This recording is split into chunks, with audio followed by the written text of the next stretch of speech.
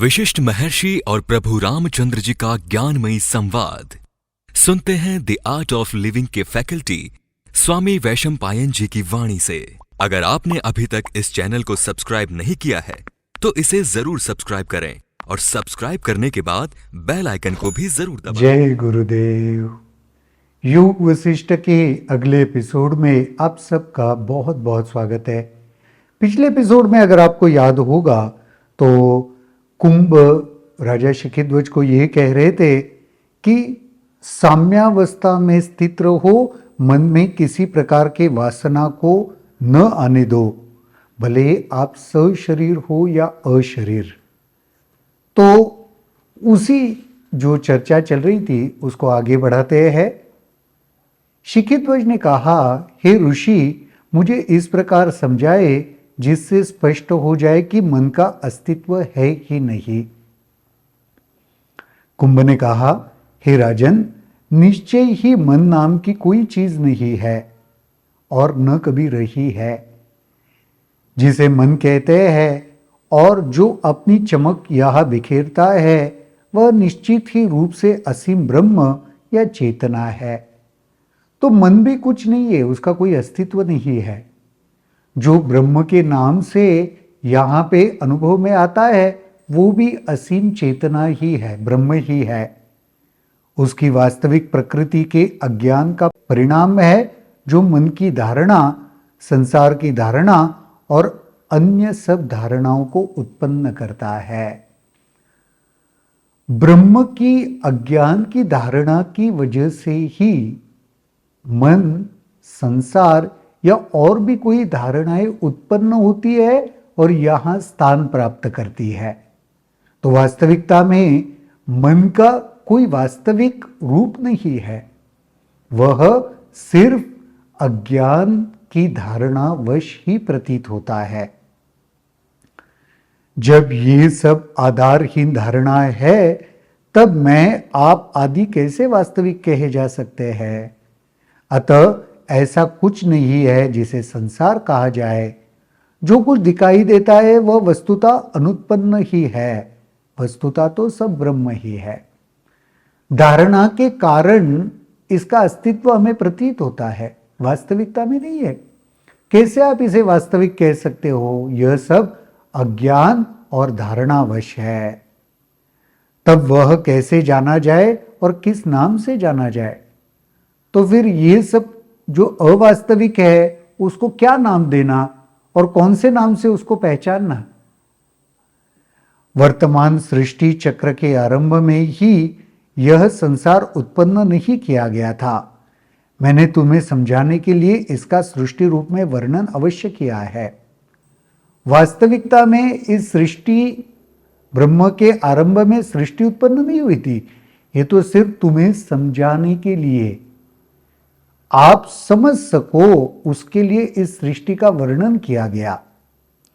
कारणात्मक घटक का पूर्ण अभाव होने पर ये सब रचे नहीं गए, इसलिए यहां जो भी है वह ब्रह्म है और कुछ नहीं। यह कहना भी तर्कसंगत नहीं कि अनाम और अरूप परमात्मा के इस संसार की रचना है। यह सत्य नहीं। इस प्रकार जब संसार की रचना मिथ्या दिखाई देती है तब निश्चय ही जो मन इस सृष्टि को धारण करता है वह भी मिथ्या है। मन से सृष्टि की धारणा को अवगत किया गया, समझा गया। तो ये संसार काल्पनिक है, ये संसार वास्तविक नहीं है। और इस काल्पनिक संसार को मन ने अनुभव किया। अगर ये संसार ही मिथ्या है तो उसको अनुभव करने वाला ये जो मन है वो कहाँ सत्य है, वो भी तो मिथ्या ही है। इसलिए जिस मन के द्वारा इस काल्पनिक संसार को तुम अनुभव कर रहे हो वो दोनों काल्पनिक है, झूठ है, मिथ्या है। मन उन धारणाओं का पुलिंदा है जो सत्य को सीमित करती है। मन कौन है पता है। उन धारणाओं का पुलिंदा यानी नौकर है, जो उनके अधिकार को मानता है, पुलिंदा यानी सेवक कह सकते हैं। तो मन उन धारणाओं का पुलिंदा है जो सत्य को सीमित करता है। किसका सेवक है मन? जो सत्य को असीमित नहीं सीमित करता है, उसका सेवक है।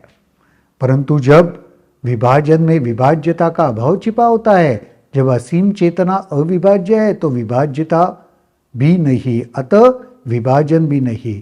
कैसे विभाजन करने वाला यह मन वास्तविक हो सकता है? चेतना असीम है, अविभाजित है। असीम समझते हो ना, अविभाजित, जहां पे कोई खंड नहीं है, जहां पे कोई पार्ट नहीं है। तो मन इस चेतना को जो पार्ट में खंडित करता है, उसको वास्तविक कैसे समझ रहे हो? जो यहां प्रकट होता है वह ब्रह्म में दिखता है और उसे देखने वाला भी ब्रह्म है। इस प्रकार होने वाले बोध सौजन्यवश मन मान लेता है। यह असीम चेतना ही है जो ब्रह्मांड के रूप में व्याप्त है, तब इसे ब्रह्मांड क्यों कहा जाए? इस असीम चेतना के धरातल या आयाम में जो आकृति दिखाई देती है, वह चेतना का अपने में परावर्तन है, अतः न मन है और न संसार। अहम नहीं है, मन नहीं है, संसार नहीं है तो ब्रह्म ही। देखो, बार बार यही बात समझा रहे हैं। क्या समझा रहे? तुम जिसको संसार समझ रहे हो, मन समझ रहे हो, और यही सब कारण है दुख के। अहम कारण है दुख का, वास्तविक नहीं है, ये समझ जाओ तुम। तो वास्तविक नहीं है ये समझोगे तो क्या होगा? फिर दुख की अनुभूति नहीं होगी, तुम जीवन में कभी परेशान नहीं होगे। यही कारण से तो दुख हो रहा है ना। मन की इच्छाओं को पूरा करना चाहते हो, इसीलिए दुख होता है। संसार में उलझ जाते हो, इसीलिए दुख होता है। मुझे, मेरा, मेरा, ये अहम को आप अपने में प्रस्तापित करते हो, इसीलिए दुख होता है। तो बार बार क्या समझाने की चेष्टा हो रही है? सब कुछ असीम ब्रह्म है। सत्य क्या है? ब्रह्म है। संसार सत्य है क्या? नहीं। अहम सत्य है क्या? नहीं।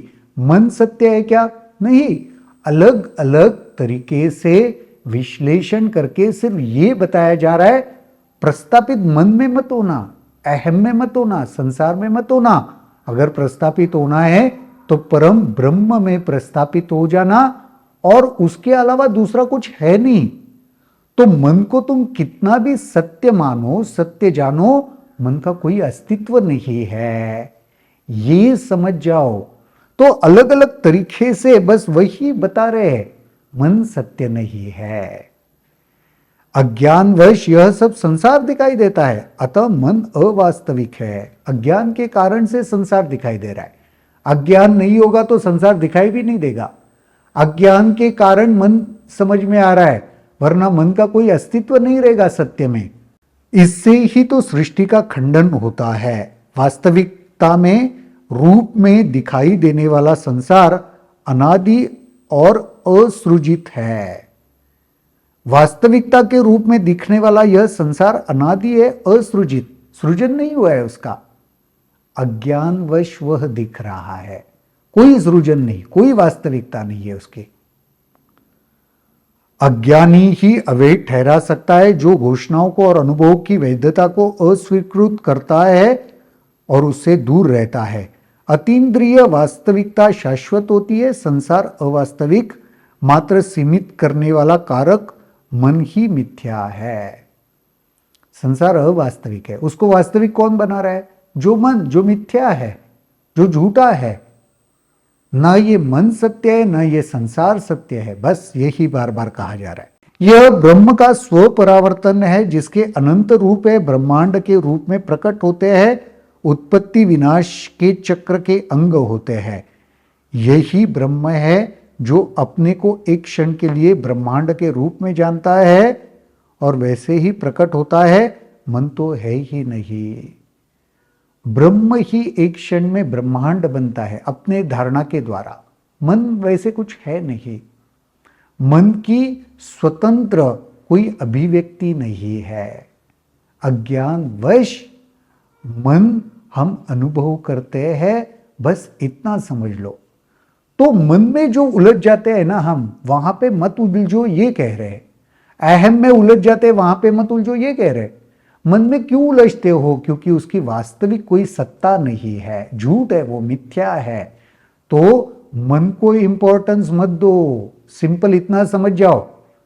मन को इंपॉर्टेंस मत दो, मन में मत उलझो। मन में उलझ जाओगे तो वो दुख का रास्ता है। सत्य में, ब्रह्म में उलझ जाओगे, स्थित हो जाओगे तो परम आनंद का रास्ता है।